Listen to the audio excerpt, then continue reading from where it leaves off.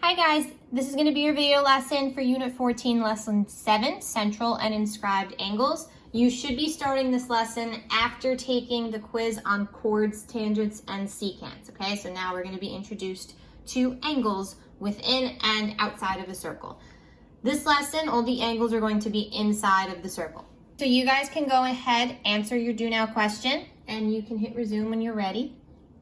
The circle shown below, a diameter is, add an end to that, drawn. Okay, and we know the diameter in that picture is the line that goes from one end of the circle to the other through the center. Using the center of a circle as a vertex, okay? So when we're talking about a vertex, we're talking about the vertex or the point of an angle. What is the measure of the angle created by the diameter? We know with angles, okay, if this is our vertex right here, maybe this is a 60-degree angle, right? I don't know, I can't tell because I don't have a protractor to measure. A diameter, because it's a straight line, we should know that straight lines contain 180 degrees, right? Okay, so 180 degrees, and let's put in parentheses because that is a straight line.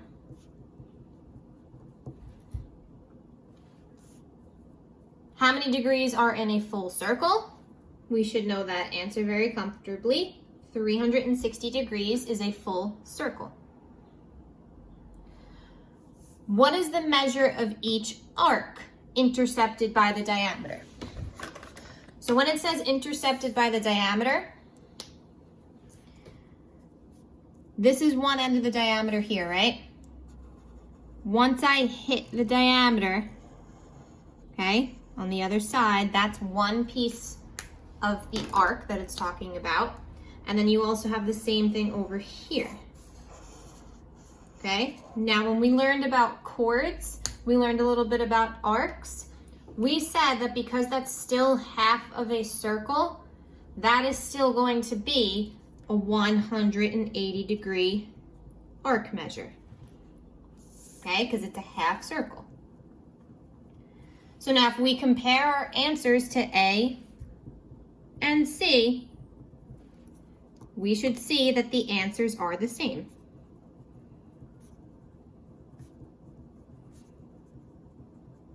Okay, and that's going to bring you to your first rule.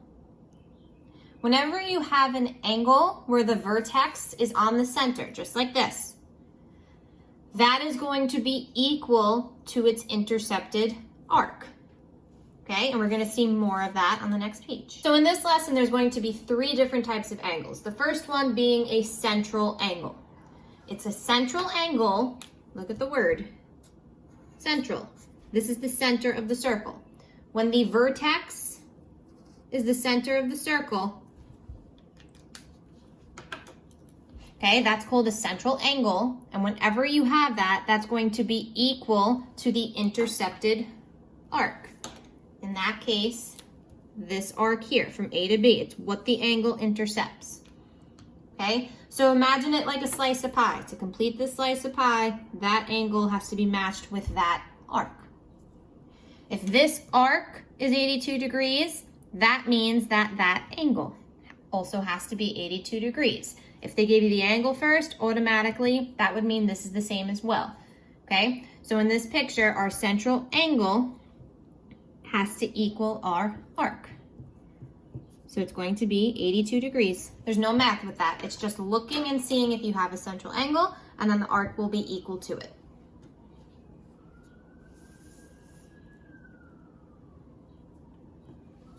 Next type of angle is an inscribed angle.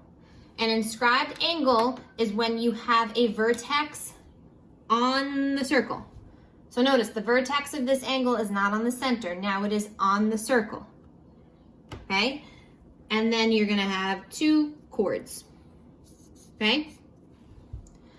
When that is the case, it's not going to be equal.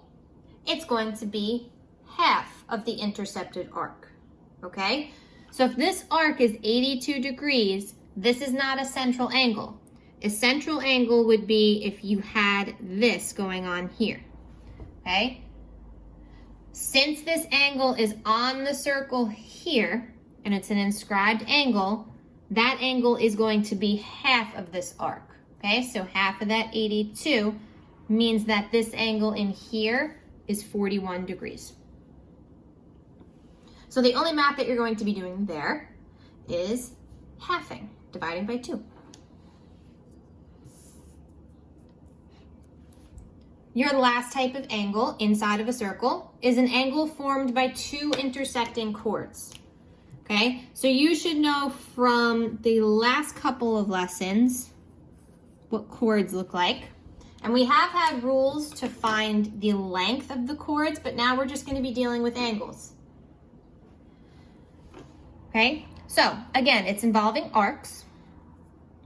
It's talking about this angle here, okay? Which you notice also is the same as this angle here. What is that angle relationship called when you have intersecting lines? You should be saying vertical angles. Okay, to find the degree of those angles, you are going to take half of the sum of the intercepted arcs. Okay, so those 2 chords intercept an arc of 32 degrees and an arc of 54 degrees. If I want to find half of the sum, I'm not taking half of either of those numbers. I need half of their sum. Sum means to add. So if we add 32 and 54 together, we're getting 86. Okay, 32 plus 54 equals 86. Half of that sum is going to be equal to that angle. So 86 divided by 2 gives us 43 degrees for this angle. So these are going to be your 3 rules in this packet. You're either setting it equal, cutting it in half, or dividing a sum by 2. So this video is going to cover these 3 questions, and then the rest is up to you. Number 1, given circle O with diameter AB, find the measure of angle X. So anytime you're dealing with circles, diameters are a very important piece of information because you should be associating it with 180 degrees, okay? So if I have this diameter here, that creates this half circle, which total should be 180 degrees. If they give you this piece of that 180 as 120 degrees, 180 minus 120 means that this piece here is 60 degrees. Now, if I want to find the measure of angle X, what type of angle is this?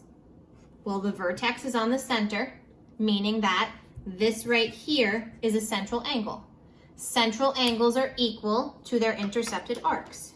Okay, so if this arc here is 60 degrees, that means that this angle here has to also equal 60 degrees. And that is the answer to number 1.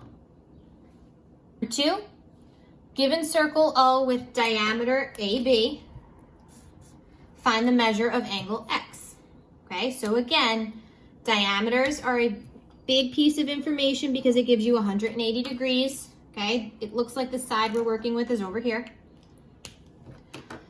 Okay, so now following the arc, this piece of the arc is 92 degrees. To get the other piece, I'm going to do exactly what I did before. 180 minus 92 tells us that this missing piece, arc CB, is 88 degrees. Okay, so altogether, this whole arc is 180 degrees. Now the angle we have to find here, angle X, the vertex is on the circle, okay? And it's formed by 2 chords, meaning this is an inscribed angle. We'll write that down, inscribed angle. And an inscribed angle is going to be equal to half of the intercepted arc, okay? CB is the arc that it intercepts, and since that is 88 degrees, 1/2 of 88 is 44, okay? That means that angle is 44 degrees.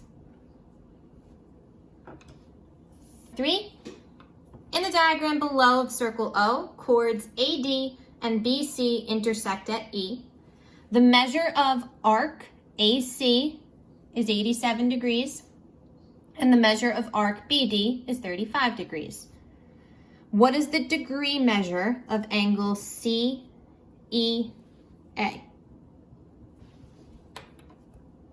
Okay, so these two chords here are intersecting, which creates matching vertical angles, right? These two are the same. In order to get the degree of those, we have to take half of the sum of the intercepting arcs. Okay, so again, you always want to be creating a slice of pie with your angle. If this is my angle, this is the arc I'm using. If this is my angle, this is my arc that I'm using, slices of pie. So I need half the sum of these two arcs here. 87 plus that 35-degree arc.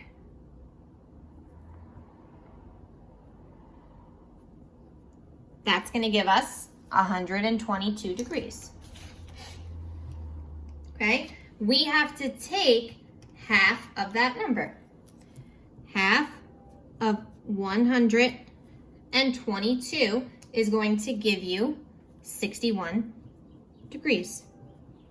Okay, so this angle here is 61 degrees. So you're going to be doing now the practice questions.